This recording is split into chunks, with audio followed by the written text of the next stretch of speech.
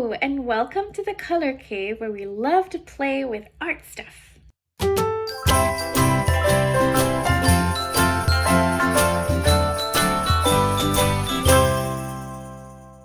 So hi everyone, I am so glad to be back here for yet another day of Cavemas, and as you might have guessed, I have a little special guest with me today. Our interview for this year is none other than Natalie Tan, who is the founder and creative mind behind Sketch and Story, which is a lovely watercolour stroke lettering based subscription box from here in the UK. Hello Natalie, nice to see you, and thank you so much not only for turning up for this interview but for looking spectacularly festive. Thank you. I'm so pleased to be here. Hello everybody. I hope you like my elf hat.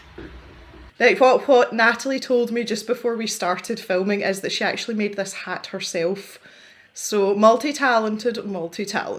Okay, so you know the idea behind this by now. We've seen this before. We've got some questions here for Natalie, and hopefully she's going to give us some insight and some intriguing answers as well. So let's just get cracked straight in, Natalie.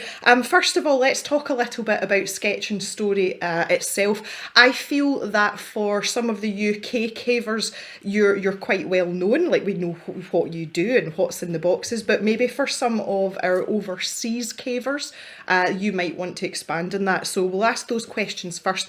So the first thing is, what made you decide to start something like Sketch and Story? Because it's not really a traditional monthly art subscription box. No, it isn't. I think the idea came to me when I was on the bus on the way to work, and I saw something like an art subscription box. It was in America, and I thought, oh, wouldn't it be great if there was something like that in the UK? But at the time, that I think that either wasn't one or that there was very limited opportunity. And so I thought, well, if there isn't, then maybe I should just start it. And it was my husband who actually said, well, why not start it yourself then? So it really is just a sneaky way for me to try out the art supplies that I really wanted to try. But don't tell anybody that. It's like self-enabling, I love it.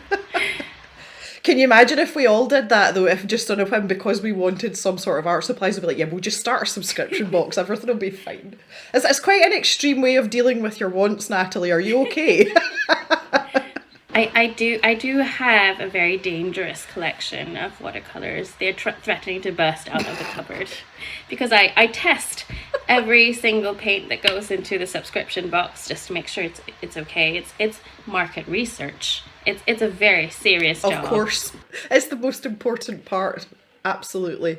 100%. Right, so just sort of off the back of that then, can you give us a very brief synopsis of what your box is about? Yeah, sure. You might have heard of art supply subscription boxes. This is one with a twist or with a focus. So I love handmade watercolors. And so every single box it is curated around a particular theme. This month our theme is tropical rainforest, for example. Every single box contains handmade watercolors. The exact form of the watercolors depends on the maker, and that there's always a featured paint maker. They're usually from different parts of the world. I've featured paint makers from Russia, from France, from the US, all over really. And then, because I also love lettering as well as watercolors, usually there will be art supplies in the box. These can be brush pens, which are great for kind of lettering and making handmade cards for people. Sometimes there are fine liners or watercolor pencils, to add little detail. And there's finally usually a little like stationery item inside.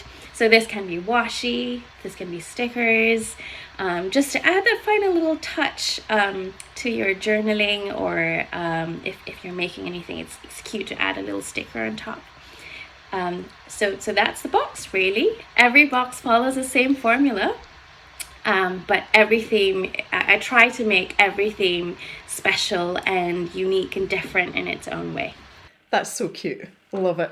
It seems like you've spent quite a lot of time sort of not hyper focusing, that makes it sound really negative, but you've really taken care over the smaller details, which is something that I find is often lacking with some of the larger subscription boxes. And it kind of feels, the word I want to use is cozier.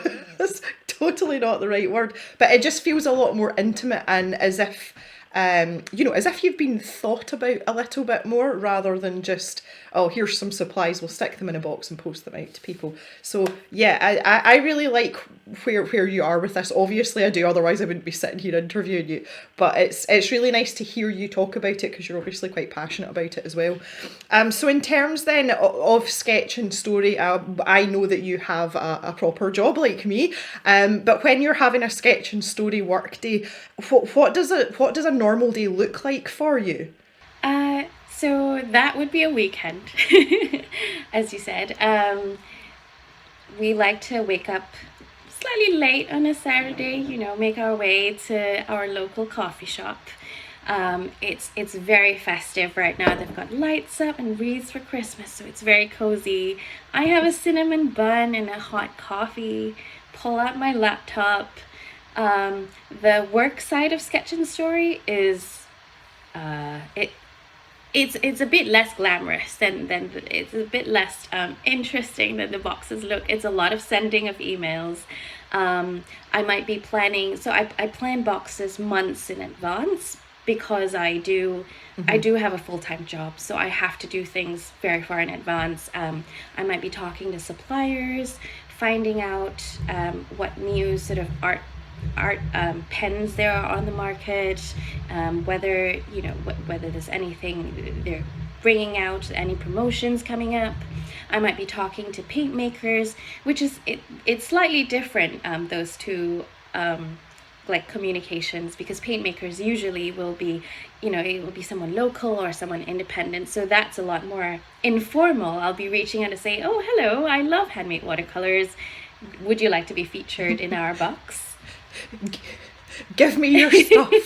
So I'll be planning for future boxes while also maybe editing photographs for the current box, planning out social media for the boxes that have already gone out. So there's a bit of a parallel track of, I have to make sure people know about the previous boxes, while also making sure I have future boxes coming along, and that everything is as exciting as the last. We've been doing I don't know why I said we. I've been doing this for quite a couple of years now, and so coming up with a new theme every 2 months, at first it's like, oh, you're brimming over with ideas, and now I actually do have to put quite a lot of thought into checking, oh, have I done this before? Because I've done this so, or is something similar? Because I want to make sure every experience is different and unique for you. I don't want to send you people pens that they already have 10 off. So that's what a typical workday looks like. Okay, so it's quite interesting you say about the first of all the planning in advance situation. That's something that is very consistent across all box curators, and it doesn't matter how big or small you are. A couple of years ago I had interviewed Jamie from Artful, an O'Dear, and he told us that when they're planning their boxes, bearing in mind their boxes are quarterly, they're like 4 years in advance to make sure they've got everything ready. But when you think about it, 4 years in advance is only 16 boxes. So if he was doing monthly subscription boxes, that would be just over a year's worth of boxes, if you see what I mean. So I'm not surprised at all that you say that. The part about creativity and really taking care and making sure you're providing a fresh experience and not repeating something you've done, I think personally, and I'm sure I speak for a lot of people with this, as a customer of many boxes, that is a far more valuable aspect to buying a subscription box than anything else, because it's back to that feeling of someone's actually put effort into it and done their best to give you something that is worth your money and make it special, because that's, as creatives, that's what gets our juices flowing. Yeah, I totally agree with all of that. I guess that side of a subscription box is it's always going to be a surprise element. So I've had people tell me like, oh, you won't like every single thing 100% of the time, but it's all about the discovery experience, right? You might try something and think, oh, I've never tried this before. It's a totally new way of using a pen. In the last box, we had pens which were sort of half pens and they joined together. So you can have to, bring 3 pens but get 6 colors. So it's all about sort of trying something new every time. But, that I've put a lot of thought into every single box. And hopefully you'll love everything that you find inside. Well, see, I find as well, again, having unboxed a lot of boxes now, I'm going into my 5th year of subscription boxes. Like, I've pretty much seen everything. You still get a curveball every now and then, but I've kind of seen it all. And for someone at my stage, to want to still have subscription boxes, one of the things that does it for me is not necessarily the supplies, but how they go together in the experience you've put together. So maybe like in the context of the story in your case, or the prompt that's going to go with this and the information that you're given. So it's kind of more of like a whole package deal rather than, oh my goodness, look, I've got 2 watercolours and 2 fine liners. I am absolutely fine with that. Because for me now it's about how that is curated, and I think that's probably a place where a lot of boxes fall down. That's not going to happen for Sketch and Story because you put far too much time and effort and care into it to get yourself into that. So you'll be fine, Natalie. Like you'll be great. You'll be good. Right. Anyway, we've been waffling on here about subscription boxes for far too long. I say, can you tell it's something I'm passionate about? Like. Right, so the next question I have for you then is, you've discussed and talked about quite a lot of things that you have to do, and it is quite a lot. What's your favourite part of that, and what part do you like sort of try and avoid at all costs? I think the part I love most, it definitely has to be when boxes have just gone out. And that's when, Right. all the work that I've done in the past few months are going out to people. There's a sense of nervousness. Oh my God, are they going to like it? And then, people start posting on their stories, trying out the new supplies. That's when it's incredibly rewarding to kind of, see my baby out in the wild, in a manner of speaking, spreading its wings, people trying things out and, like in different ways, seeing it for real and getting that sense of feedback, because a lot of the preparation is done in my own space by myself. And so, hearing back from the outside world is incredibly satisfying. I suppose it must provide some sort of context for you as well. Yeah, definitely. Because I don't think of it as just me sending out a box of stuff. I mean, anybody can do that. But I spend a lot of time in kind of writing up the menu card as well, like kind of teaching people how to use it. And sometimes I put in a little fact or two. I try to craft a story around it. For example, for Earth Day, our theme was coral reef. And I'm from Malaysia, which has like, lots of coral reefs that are incredibly endangered. So I do try and add a little bit of context as well, rather than just being like, here's a list of supplies. Yeah. No, that's cool. Okay, so what parts do you not like about having to do Sketch and Story? Okay, maybe I shouldn't say stuff I don't like, but I do find the photography quite challenging.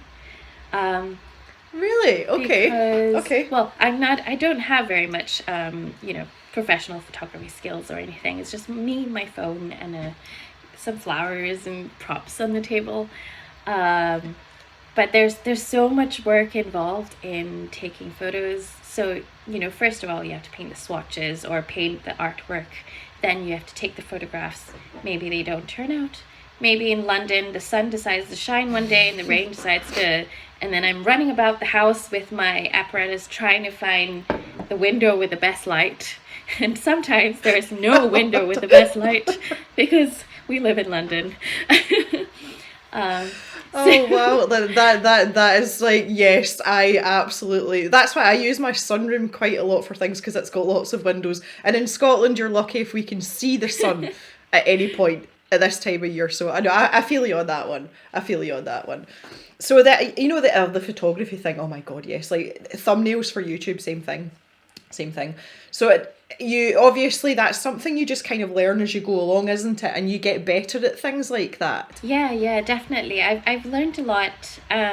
If I look at the first photos I ever took, they were on a blank white floor, and now I have bought sketchbook paper, so it looks like they're on a wooden floor. And sometimes I do take them on the actual floor. So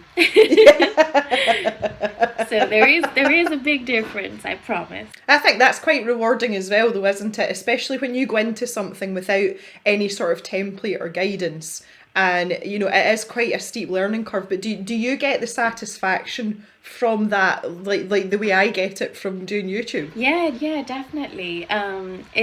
It's a bit like what I said before about the boxes going out. So being sort of the culmination of the work that you've done before. So there's all the taking photographs, the editing, making sure it looks accurate, writing up the captions, and all that is kind of done in my little bubble. But when it goes out on Instagram or Pinterest or whatever, and getting people commenting on it and saying, oh, this looks lovely, that is an incredibly satisfying feeling. Yeah, that's good. That's so good. Makes me so happy. Excellent. Right, okay, let's move away from sketch and story a little bit now, and go into a little bit more of a personal level here, and talk about specifically your art journey. So can you give us a sort of cut down version of from when you started to become interested in art to where you are now? Oh wow, that's a lot of years to get into it. But I started watercolor in 2018 properly, but I think I've always been into kind of creative things since I was young. So when I was 17, I sold quilled cards, and quilling, for people who might not have come across it before, is a way of kind of making very intricate patterns with shredded paper, and it took forever because you are literally making art with shreds of paper. I enjoy baking and knitting and calligraphy. I picked up knitting and crochet in the past sort of 3-4 years as well, hence the hat, which I'm very excited about. So yeah, I've tried, I think, everything that I could possibly try. Do you think that's like an ongoing process for you then? Do you ever think you'll stop trying if there's new things to try? Will you just be that person that is just like, yeah, I'm going to do that now? I have too many things to try that I don't have time to try. I've got a lino cut kit that I bought on Black Friday that's been sitting in the corner for 2 years because I haven't had time to pick it up. Well, again, that was a subscription box accident, and lino cutting, I was kind of like forced into trying it, and because I've got an old hand injury, like it was really hard on my hand, and I was moderately terrified that I was going to take a finger off, but I was actually quite satisfied with the results. So if you do have time for it, I would highly recommend it, Natalie. I really would. It's good fun. And that kit will just sit there and goad you now that I've said that. Every time you walk past it, it'll be like, use me. So do you think then, out of all the stuff that you've just mentioned, because that's quite a lot, what is your favourite medium to work in? And what is one that you absolutely will not touch with a barge pole? I don't know that I have a favourite. I think every artist probably goes through phases. Because I'm not one of those people that can do, one thing for a very, very long time. I like trying different things. Definitely. Yeah, we got that. Yeah, watercolor probably because it's so portable and easy to use. Outside of kind of painting, I've recently discovered no knead bread. So I'm gonna try making bread. If that's art, that is art, possibly. Um, Something I wouldn't touch ever again is definitely oils. I've tried all the sort of painting mediums. I've tried acrylic, gouache, watercolor, and then I took an oils class, I think 2 years ago.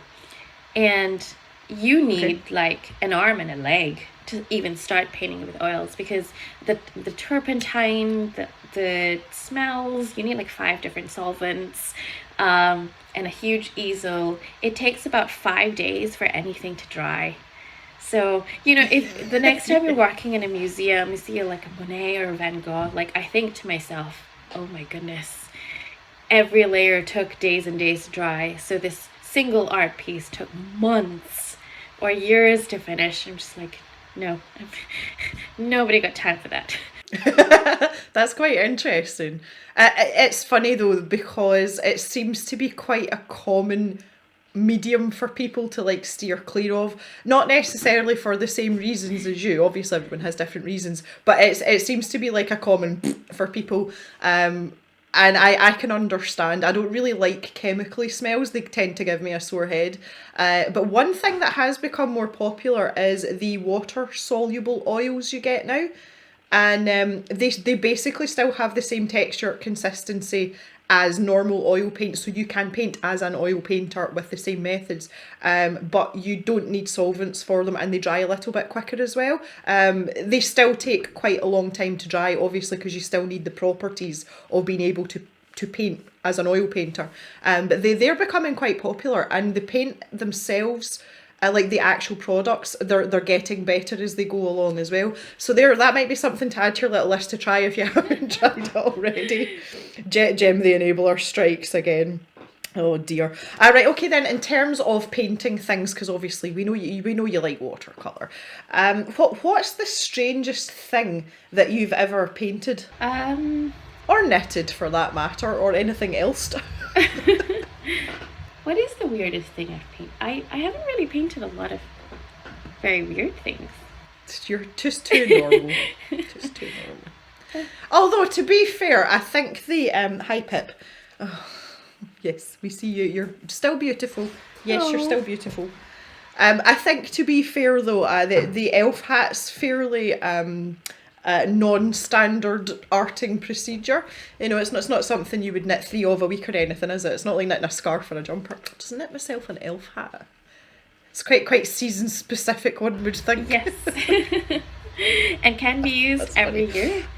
I did paint a sort of combination of Hokusai's, The Great Wave against Van Gogh's Starry Night, as part of an acrylics class. So that's something a little bit different. That sounds... Yeah, I like that. I like it. See, that's what I was looking for. I was trying to think of a weird thing. It's quite interesting to hear when people, if you ask people generally, not even in the context of these interviews, but if you ask them for something unusual or strange, it's the one question that people are like, no, not really. I'm really boring. I don't do anything. Like, no, I can't think of anything. But if you give them time to think, they're like, oh, well, there was this one time. And I'm like, yeah, there it is. It's in there. Just got to do a little digging sometimes. Okie dokie. So next question then. I absolutely love the next 2 questions, and I ask them every single year. What is the best piece of art advice you have ever been given by someone else? Just to make art. It's probably very cliche, but having a full-time job, I find it quite hard to find time to art, and then when I do art, I want to do it properly. But I've just bought some Posca pens recently, and I've just been kind of drawing in front of the TV. Sometimes it's shit, sometimes it's less so, but yeah. if you don't make anything, you'll never you'll never make anything. So That's true. I like that a lot. One of the questions, or should I say one of the statements that comes up with the cavers under the YouTube videos is, I'm really scared to do this in case it's terrible. And the first response I always give is, yeah, but if you don't do it, you're never going to know. So you better go and do it and find out. And then at least you've got a reason to think, oh, well, I don't want to do this. So I would say that's really, really sound advice, actually. Sometimes the simplest advice is the best. So in terms then, if you could pass on some of your knowledge, especially since you have dabbled with a lot of stuff and you now have experience in putting together a subscription box, what's one piece of art advice that you would impart to anyone else that's maybe just starting out on their art journey? I'd say just start. Again, that's literally the same thing that I answered before, but like, yeah, just be brave to make shit art. Because some of the best because some of the best art came from, shit art. We are going to have to make that into a sticker. Be brave, do shit art. Yep, I love it. Right, okay. If I ever come up with that sticker, Natalie, you can put it in one of your boxes. I would be very happy to. The theme for the theme for the box could be like bravery or progress, or there you go. You can write that down. I will give you full credit Just like if I hijacking your box. Go with that theme. You've given us quite a good insight and sort of ins and outs of Sketch and Story and yourself. So just a couple of fun questions, a little bit less stuffy now. I think this is a very interesting one for you for the same reason as it was with Julia Kay previously. A word or a phrase that you overuse. The one question I actually wanted to ask you is, I'm assuming that English isn't your first language, but I just made that assumption. And if it's not, which language is your first language? Because I know there's more than one or two used in Malaysia. Yes, so English is my first language. It's the language I'm most comfortable in. I also speak Malay, Mandarin, and Cantonese, but I'm definitely most comfortable in English, and they're the books and the movies that I read. Okay, that right. Just hold on a little minute here. I thought Malay would have been in there somewhere, for obvious reasons, because I think it's one of the most commonly spoken languages in Malaysia. Is that correct? Yeah, so Malay is the national language in Malaysia. Yes, I'm Chinese by heritage, so I also speak Mandarin. A lot of people in Malaysia do as well. And Cantonese is a dialect. Well, this is the thing though, I know for a fact, because my best friend learned to speak Mandarin, and it is a really, really, really difficult language to learn when you are an English first speaker. It's very, very difficult. And the fact that you're sort of like, I speak English, I speak Cantonese, I speak Mandarin, like, oh, hang on a minute here, like, obviously we knew you were clever, Natalie, but my goodness, that is super cool. So is there like a word or phrase that you overuse, and if you do, what language do you overuse it in? This is great. I'm going to be very boring, and it's a phrase in English, not in any other language, but so a little thing that I like to say is awesome possum, and that's spelt Pawsome. Oh, okay. About this because I know that the proper way of saying it is awesome possum, because possum's an actual animal and it's an actual English word, but I've got a small pet peeve with the fact that it doesn't rhyme. If you say it properly, it's awesome possum, and that doesn't rhyme, so they don't go together. Whereas the way I say it is awesome possum, Paw.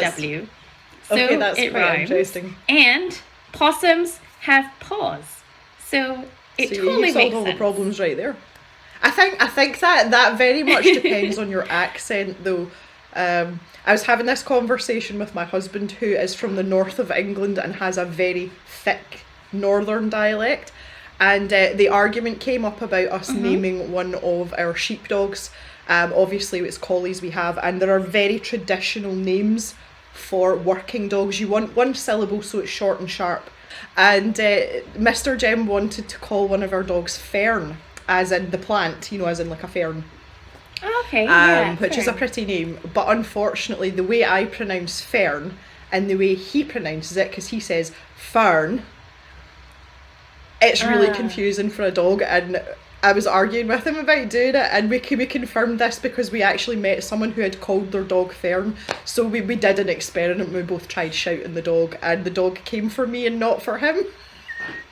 And it's because the owner was Scottish. Yes, so the awesome possum thing, to be fair, when I say it, it sounds like it rhymes. But that depends very much where you're from. But I think I prefer possum, P-A-W. Like, I feel like that would have more uses, like it would be pertinent more often. Do you think so? Yes, I do, very much. So do you just kind of like tack that onto the end of every sentence? Wherever it fits. Which is quite a lot of places. Well, see, again, I was going to say you come across as being quite a positive, sort of sunny disposition type of person. So I can imagine you using a phrase like that quite often. Quite like a positive outlook. Oh, there it is. P-A-W. Positive. I see what you did there. I love it. Okay, well, this is getting silly already. Oh, goodness me. Right, okay, we're thinking now about something similar to the strange art question. More strange stuff. I'm going to have to take these specs off. It's starting to pinch my nose. I actually forgot I was wearing them for a wee while. Okay, tell us something funny or unusual about yourself. I don't know. I'm a very boring person. I'm starting to realize through this interview how boring I am. I wouldn't say you're boring at all, personally, but maybe I'm biased, I don't know. But everyone says that, so everyone's like, oh yeah, I'm not that exciting. You must have, do you have like a particular quirk or feature of yourself that maybe other people don't have? Like, I've got double jointed elbows. Oh. Okay. Nowhere else is double jointed, just my elbows, but I eat everything with a fork and spoon. Does that count? Everything. Pretty much. Well, okay, except like specific things like steak, but so in Chinese culture, I think a lot of people eat, say, noodles or rice with chopsticks and a porcelain spoon. Okay. But I grew up eating with a metal fork and spoon. So no matter whether it's, noodles or chicken or whatever it is, I will insist on a fork and spoon. In fact, for one of our dates, this was when we were both students. So my husband and I, my then not even boyfriend, I think it was one of the dates, we went to Burger King, student budget. And we got burgers, and I insisted on a fork and a spoon. So I ate my burger with one of those bright pink plastic forks and spoons and sort of cut up my burger into little pieces. And he thought I was very weird. I was going to say, I bet you that was the deal breaker, wasn't it? That's what made him realise he was in love with you. Well, we're now married, so I'm glad that didn't make a lasting impression. Romance is not dead. That definitely falls into the unusual category, though, doesn't it, that one? Okay, coming to the end now, Natalie, I have to say you've been an incredibly good sport for this. So my last question is always my favourite. It's not really a question, it's a statement. When I'm finished speaking, you have 15 seconds to talk about your newest product. So if you're ready, go.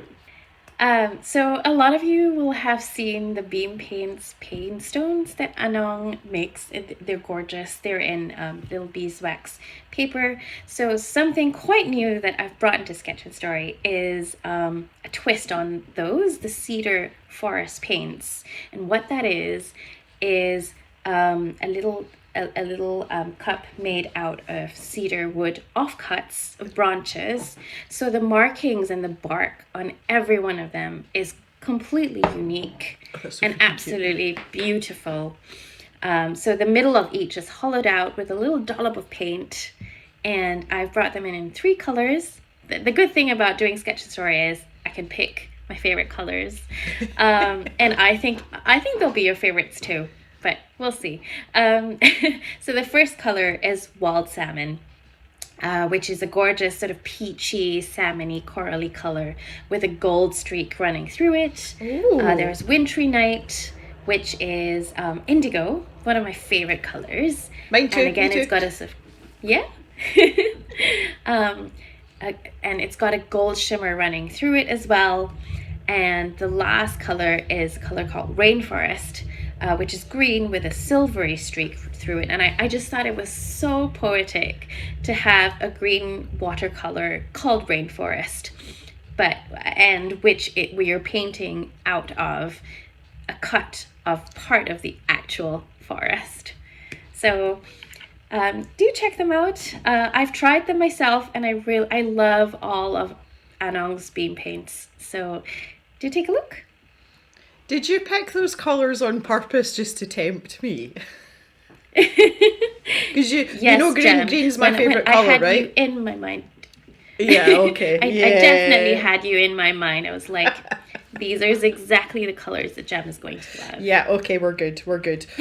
Oh, well, Natalie, thank you so much. This has been an absolute pleasure from start to finish, and I'm so glad that you have been such a good sport and agreed to come and be part of Cavemas, and in turn that has made you part of the effort towards our charity that we are collecting for this year. So for everyone, just a reminder, that is RX Art. They are based in the US, and they commission commercial artists to decorate, paint and cheer up medical facilities used by kids. So things like MRI machines, chemo wards, and the links to their website and everything that they do are down under the video. It's an excellent way to raise some money. So Natalie, thank you so much. I really appreciate this. And to everyone that's watching, thank you for coming and watching. Thumbs up, please, keep us going. And also check out Natalie's website for Sketch and Story. And if you go there, there's lots of details and information on the things that we've talked about today, but the actual boxes themselves as well. And if it's something you fancy trying out, then you can head over there and get yourself a subscription box. So that is it for today, Cavers. Thank you very much once again for joining us, and we'll see you back in the cave tomorrow for yet another day of Cavemas. Bye everyone.